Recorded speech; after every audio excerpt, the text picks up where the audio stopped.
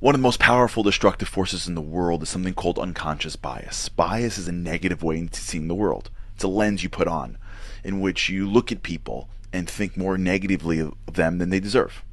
In which you make a choice about something with an assumption or generalization that's not real, so you don't make the right choice. Now, bias is bad. It causes pain, death, destruction, wars. But where it's really bad is when it's unconscious. That means you don't know about it. You don't realize that the reason why you think about those people in a negative way is because a long time ago, someone that looked like them insulted you. And you're carrying it your whole life. You don't realize the reason why your dukes are up and you're defensive is because you have an insecurity about something, maybe because of how you were raised, and now those people have that which you don't, and now you're mad at them. Yeah, you know what I'm saying? Unconscious bias is even worse than bias because unconscious bias is something that you can't even find. You can't even be aware of. It's hard to reach. And the work of great people is to constantly look at their negativity and, as opposed to blaming the outside world, work on themselves to figure out where it comes from.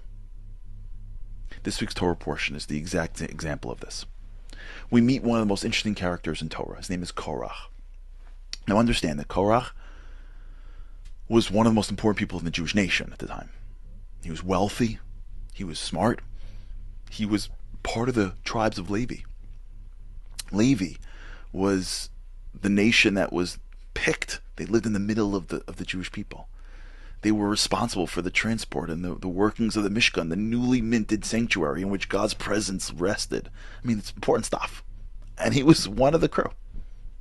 Now you think his life would be perfect, but in this week's Torah portion, he literally mounts a rebellion against Moshe. Now, you would think that if there was ever a leader that got a pass on this stuff, it was Moshe, right?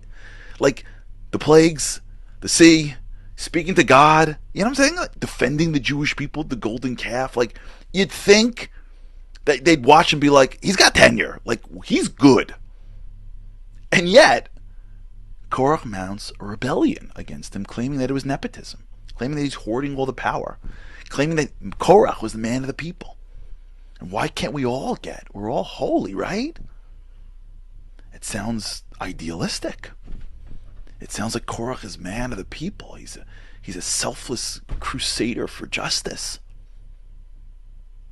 But how in the world could he have ever thought to do that?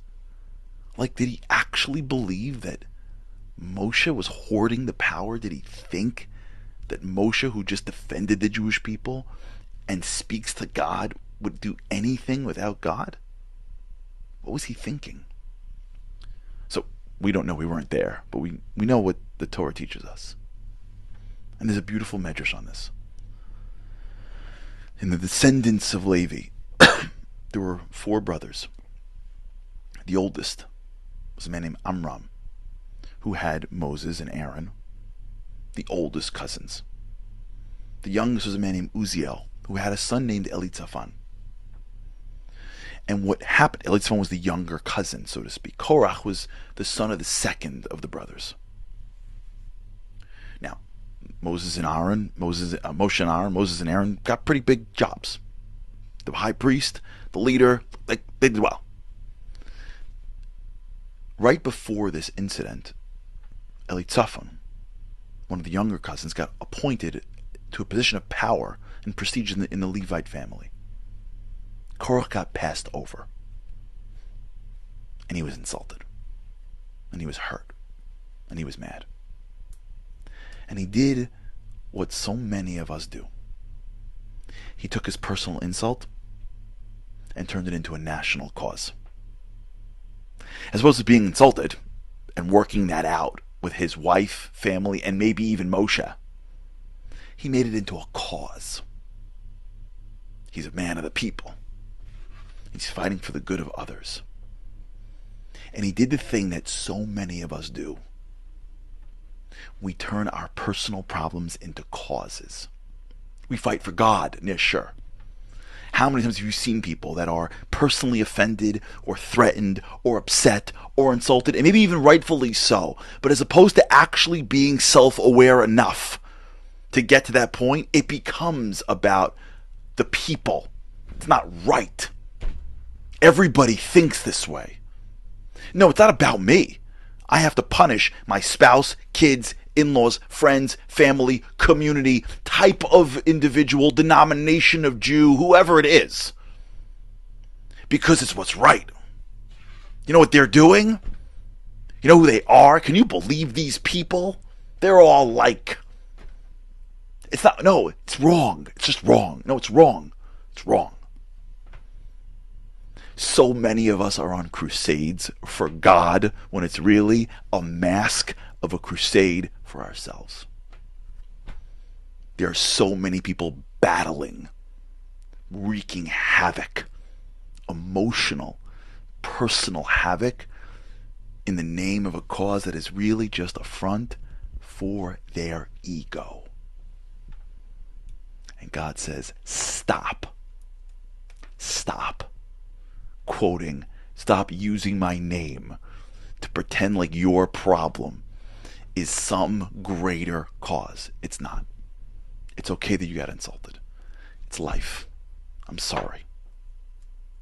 But don't take the negativity that you feel and now pretend that you're representing a larger, greater reason for it, because all that's going to do is bring more and more negativity to the world. You know, the Baal Shem Tov says that when you see any negative in the world, the reason why I was brought to you is for you to see that there's a part of your life that has to get fixed. And what great people do when they see negativity is they introspect. This is the essence of this week's Torah portion. You see a man with everything who got insulted from what we see. And as opposed to working that through and remaining one of the greatest Jews that we had at the time, that would have had incredible life, it became his demise.